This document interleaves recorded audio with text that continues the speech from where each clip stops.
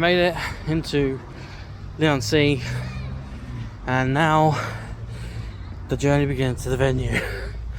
I didn't realise there was this massive staircase that leads to somewhere in the town, I imagine, but yeah, on we go. If I don't make it, you won't see this bit of the video.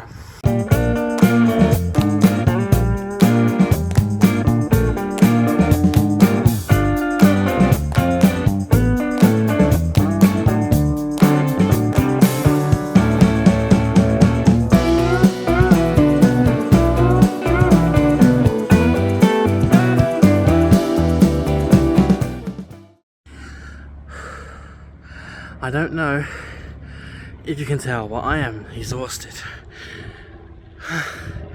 I've walked up, so I am currently basically somewhere over there is the train station, and yeah, I've still got a bit of ways to go as well, but fitness is the key. Fitness is the goal, and I'm exhausted, man. But no, worth it in the end. Worth it in the end. I'm at the final stretch. I can see the light at the end of the staircase. Okay, we keep going. We keep going, and then we walk to the venue. I regret this choice already. However, I'm not paying through the nose for a cab for a venue that's like 10 minutes away. So, there you go. I made it. I'm at the top of the hill. And now, the next part of the journey is walking to the venue. Let's do it.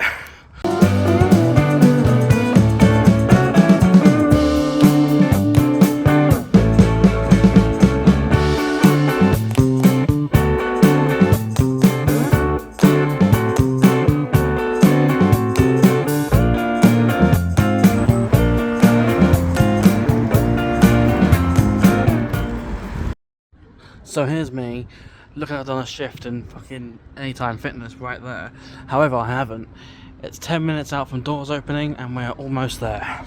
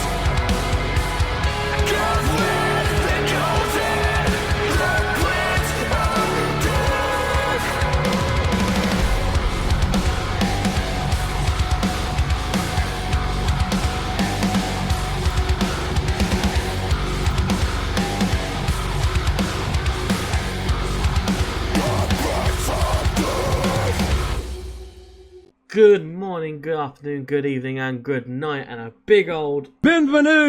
Thank you, Jim Ross, and welcome back to the HCW channel, and welcome to another indie show review. I'm your host, as always, Dan, DP, Deepeasy. That's me, that's my name, and this is for DKW's 26th anniversary show from the 14th of July 2024. This was about a couple of weeks ago. You may have noticed I'm a little bit changed. It's because it's 31 degrees outside. That's Celsius. It's 31 degrees Celsius out there, and I am fucking boiling. Anyway, before I get into this though, DKW is 26 years old. 1998 is when they started. And it would be quite interesting to know, is there a comprehensive list of the people who've come through the academy, or one that's kept on record? I don't know. But, you know, if there is, DKW, hit me up. I wouldn't mind knowing. But my DMs are open. But without any further ado, let's just get into this, because I'm currently, like, I'm wearing this and I'm still sweating. Like, I am sweating immensely. It's ridiculous. Ignore the decorations. Look, it don't count as stealing if you're never caught. Right? It's fine. It's one streamer. They're just quite long. Like, anyway, the first match of the night was between Eden Rise and Big O. This was allegedly Eden Rise's open challenge that he'd announced prior to the show, which I never saw, but it was answered by Big O. You know, Big O. Big O. I don't know. That's kind of an O. Big O, basically. This gets a bit annoying. Anyway, also returning to DKW was Tristan Stone, the referee, who last appeared, I believe, what they said was the previous year at the last anniversary. So pretty cool.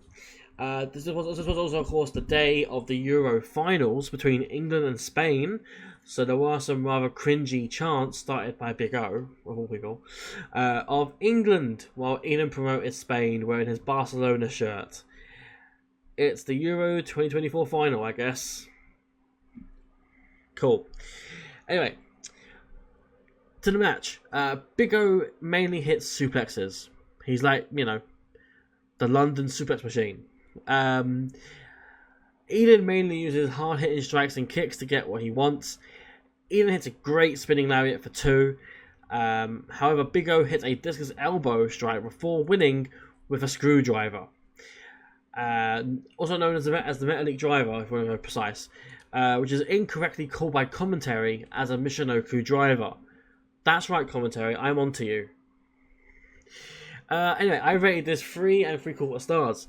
This was a great opening match. The blend of the styles mixed fantastically, and it was a true showcase of just what the DKW Academy stood for, and what it promotes and what it brings out. You know, like in terms of talent who appear on shows, in terms of talent who, you know, just that they believe in. You know, like this is really messy. I had like more in mind for this, but it sort of didn't really work out. So yeah, in between matches, you'll see me just faffing around with this. Anyway, up next we had Tony Kemp. He's here, and he's brought Tom Edwards with him. It's time for a promo. They tease the crowd that England are going to lose, etc., etc. They're going to form a team and destroy everyone. There's no name yet for this team, but I'm still not sure why Tom was out there with Tony in the first place. I'm assuming that they think alike. They did mention how they were going to get to the reason as to why they're teaming, and then they proceed to not do that. So, it is what it is. Anywho, Tony Kemp is fighting Peter Miller. Again, like the last show, prior to this, Peter just promptly ignored me in the crowd. I didn't high-five him or anything like that. He just ignored me. I ignored him. We went our merry ways. I matured. Again, though, like the last show, Peter shows off some of his technical prowess with control of the early portion of the match.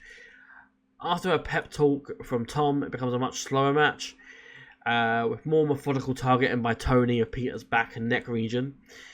You could say his neck, his back, and then fill in the blanks. Peter does have some control, but most of it does fall to Tony in this match.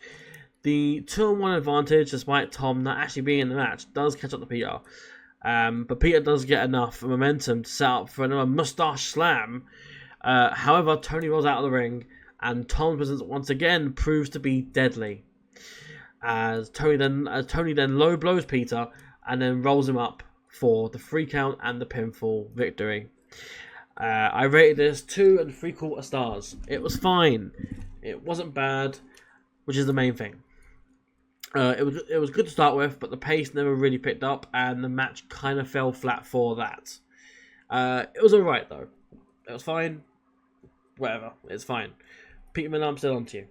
We move on to just to put it out there, I've got no there's no beef. There's no beef. He's a pro wrestler. He could easily kick my ass. This is like a magic trick now. Ah, there we go. This is really annoying. We move on to the 2 out of 3 Falls tag title match. We have the Emo Trash Boys, Ted Saban and Andros J, taking on the champions, the Big Steppers, Ryan Curran and Harry McDonald, who are the champions, of course. The Emo Trash Boys attack the Big Steppers during their entrance as they battle at the merch table. The match officially begins with Harry and Ted, and the Steppers have the upper hand to begin with. After a bit of big stepping, the game plan of the Emo Trash Boys becomes quite clear. Once again, isolation. Isolating the smaller guy from the bigger guy. In this case, Harry from Ryan. Making sure that Ryan can't make it into the ring so that they can continue working on and destroying Harry. The Emo Trash Boys get the first fall, following an assisted bloody cross codebreaker combination on Harry. It looked fucking brutal. Ryan is separated though once again and is taken out on the apron, and the ETB continue their destruction on Harry. This all leads to a big Ryan Curran hot tag, which finally happens. Ryan's on fire. The ETB are terrified up. He takes out both Andros and Ted. After taking out Ted, the Big Steppers hit Big Steppin' on Ted to make it 1-1. The Big Steppers, though, never really get into motion in the final round, as the ETB control again, and after a springboard double axe handle DDT combination, which again looked kind of sick, Harry McDonald is unable to answer the count, and a 3 count is made, and ETB, Emo Trash Boys, are your new DKW Tag Champions after winning the match 2-1 in Falls. The Big Steppers get a big ovation from the crowd, and they hung around for so much after the match that it meant one of two things. It meant either what I thought it wouldn't be, or I guess hoping it wouldn't be, that they're not coming back for a little bit. They're going to be away for a few months to recuperate or to do other shows or whatever, to have a break, to have a rest, essentially. And the other option, which is what I was more leaning towards and kind of hoping for, because I was very intrigued by it, they kept hanging around, so I thought they were going to do a heel turn. I really thought Harry was going to turn on Ryan, because Harry was the one who was isolated the entire match, and while they're good guys, right? Morality wise, they're good guys, right? So Ryan would never have come in to break up something, or because either they're good guys, right? So I felt maybe Harry felt a bit like, you know what, bro, you could have actually helped me out, but they never went in that direction, which is a shame. But it is what it is, I guess. But I did rate the match 4 stars. We finally got the match we were supposed to get in March. If you remember back in March, it was Andros J team with Eden Rise because Ted couldn't be there. But the Big Steppers are a great team, as are the Emo Trash Boys. We're finally seeing more of Ted Saban, which is also a bonus in itself. He's a great talent to see live. I'll keep praising him. But we are now in the era of the Emo Trash Boys. So it should be exciting to see, and let's celebrate. Woo! That was a bit uneventful. But I've now got the confetti down sort of around the camera. It's here. Anyway, we do move on. That was the interval, I should say. And then we went from the interval into the 4th match of the night. I should say, actually, I did... it made me laugh a little bit. During the interval, I was approached by Axel Woods, and I made the stupid error of essentially forgetting what happened at the last show. So he comes up to me saying, "Oh, what do you think of the show so far?" I give him an opinion, and then I ask him, "Oh, it's weird that you're not booked. It's weird you're not booked for a time match or anything like that on this show." And he goes, "Well, you remember I found did that to my leg." I was like, "Oh yeah, that did happen." Yeah, I just completely forgot what happened like 2 weeks ago.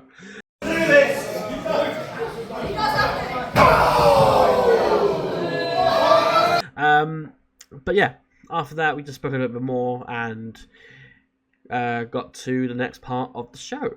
I will say Axel's really cool. Like, he's a really chill dude. Tom Edwards taking on Dylan Scales is the next match of the night. Fourth match on the card, the penultimate match. Tom is going into this match on a 2-match losing streak, losing to Champagne Charlie for the British title at Beach Battle, and then losing to Ash Lee at Loaded Lottery. Meanwhile, Dylan Scales is coming off 2 big losses in a row, 2 big tag losses in a row. One to Big Steppers at Beach Battle, and then one to the Emo Trash Boys at Loaded Lottery. So this is his 3rd professional match. Early doors though, Dylan does have the upper hand, so Tom takes a breather. After the break, Tom has most of the control, knocking Dylan with suplexes and strikes. Meanwhile, Dylan doesn't really gain much momentum before being taken down again. Tom then mocks Dylan by using him as a surfboard of sorts, but a middle rope splash misses, which gives Dylan a chance to come back. Dylan then uses the chance to hit a discus lariat and a suplex, followed by a back suplex, which only gets him a 2 count. Some Tony Kemp interference on the apron allows Tom to take out Isaac and then focus on Dylan. Tom then wins with a neutralizer, which I believe he might call no nonsense, which adds up. It makes sense. Post-match, Tom and Tony attack Dylan, but Youth Project clear them out. And then comes what is perhaps the worst bit of this entire show. And I mean that, like, sincerely. I did not like it whatsoever. Dylan then cuts a promo talking about how they're both the Mitchell brothers now because they're both bald. Which, cool, I guess. And then for some reason the EastEnders theme plays. I didn't get that. And at that moment, I have never been more in agreement with Tom Edwards than what I was then. In that it was complete nonsense. I don't get it. I wrote here, I kind of get it. I don't get it. I don't. I can't explain that in my head as to why they thought that'd be a good idea. Like, most kids in the audience as well, if it was aimed at the kids, they wouldn't really know what EastEnders was anyway. Like, they wouldn't know what is meant by the Mitchell brothers. Like, it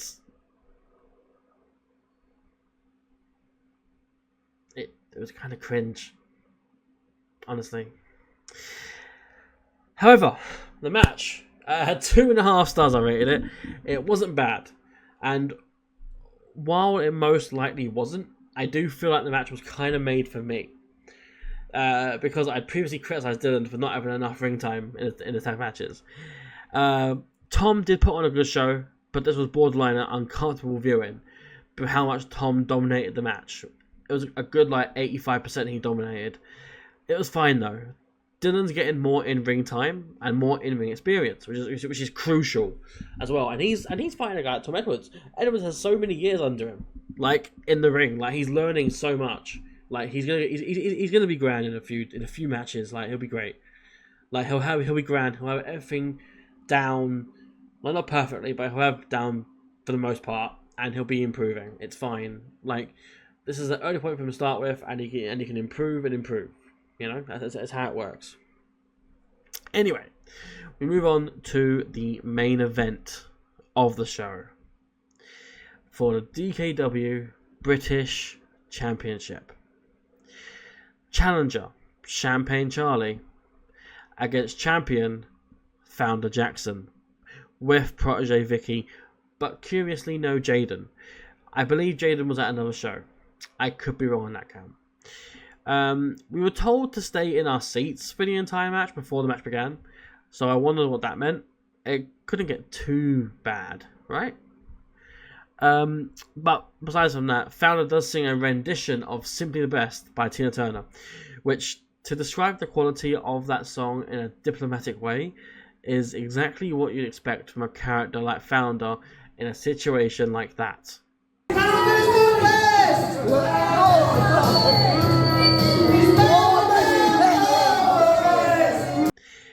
Major props though go to Protege Vicky, who managed to keep a somewhat straight face for it all. I don't know how she pulls it off. Like if I was having to support someone like Founder doing his antics with the songs and stuff, and the way he sings, the way he carries himself, I'd be having a hard time keeping a straight face. So props to Vicky for keeping a straight face through that all. Founder mentions, of course, to Vicky that they're doing Plan C. But what is Plan C? Does the C stand for Champagne? Or Charlie? Or something else altogether?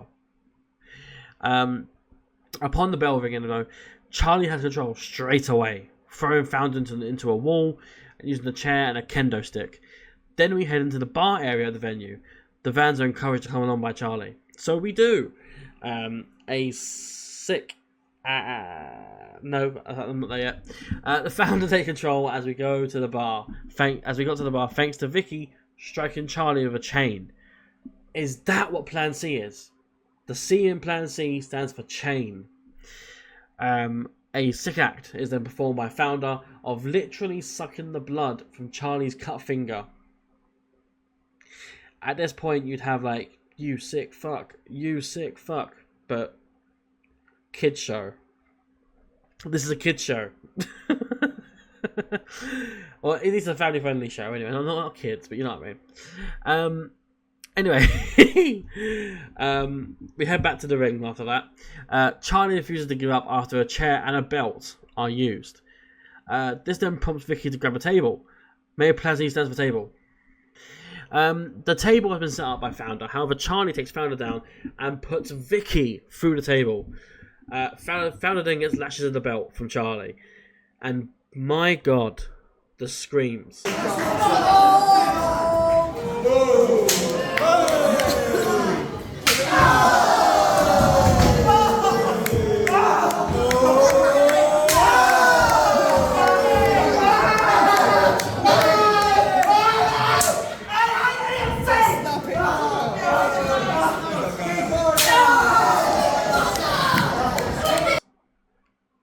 The online VOD does not do it justice.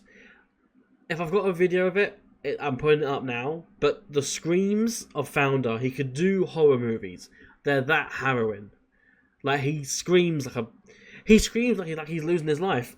Like he's in danger of losing his life. Like it's insane how good that scream is. Founder does get some reprieve though by hitting the stroke on a chair. Charlie still does not quit at this point. Founder then exposes part of the ring apron, to which Charlie reverses Founder's attempts and hits a reverse DDT onto Founder onto that part of the apron. Are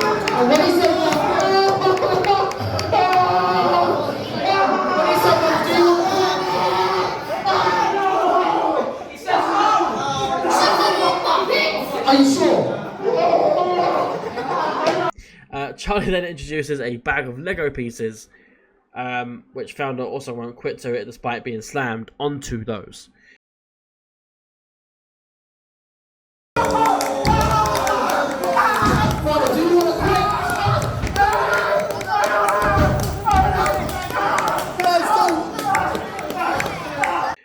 Charlie then wraps the steel chain that was previously introduced by Vicky, wraps it around his fist, and puts Founder in a crossface. And then and only then, Founder quits. Champagne Charlie wins, and we've got ourselves a brand new DKW British champion. We are in the era of Champagne Charlie. Woo! It's so... It's so anticlimactic. It's just... Right, what was I saying? So the match itself, I rated it 4 1/4 stars. There was so much used here. There was chairs, tables, a belt, an exposed ring apron, Lego, a chain. There was so much used, and it was done tremendously well. Like two men who hated each other, with one finally getting their vindication. over someone who's made Charlie's last couple of months a bit of a hell. Rightfully deserved winner as well. Even if I did predict a founder win here, because I assumed Jaden was going to turn up, he didn't, which it is what it is. However, great match. I loved it. Great main event, and thoroughly great way to end the show.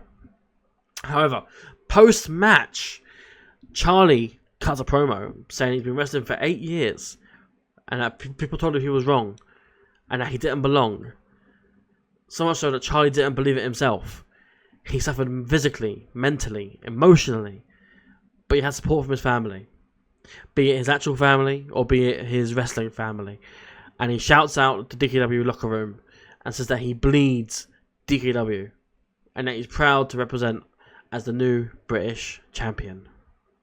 We are officially in the Champagne era. Whoa! Again, it's just so anticlimactic. Anyway, that does bring an end to this review and an end to this show. This was for DKW 26th anniversary show on the 14th of July 2024, taking place in Leigh-on-Sea, which is, Southend. And yeah, that does bring an end to that side of things. If you want to go ahead and help the channel and help the videos, you can like it, you can share it, you can subscribe to the channel, you can even comment to say if you were there, what did you think? Am I wrong in my opinion? Were matches better than what I thought they were? Did you not like a certain match? Did you really like a certain match? Will there be a match that finally gets the 5 stars from me? I will say I do believe the 5 stars is coming. I don't know from who, but I believe it's coming. I do thoroughly believe that. However, that does bring an end to this again. I'll keep saying that. In regards to our social medias, you can follow us on our Insta. How are you doing this? Our Instagram is there, Facebook is there, Twitter over there, and our Twitch is over there. Twitch I'm doing a bit more semi-regularly now. I say semi-regularly. I've done one stream. But yeah, hoping to get a schedule together to do some more streaming. I might stream, by the time I'm recording this, I might be streaming Wednesday. I don't know yet. But maybe.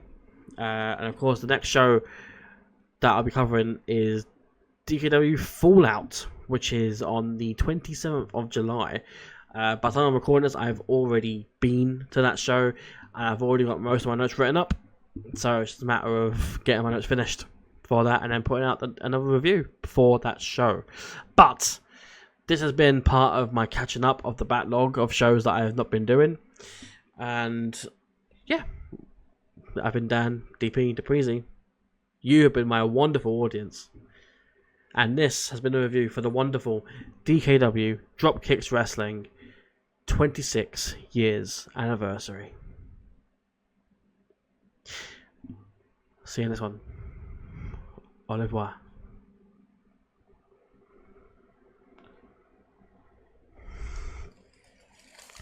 Wow!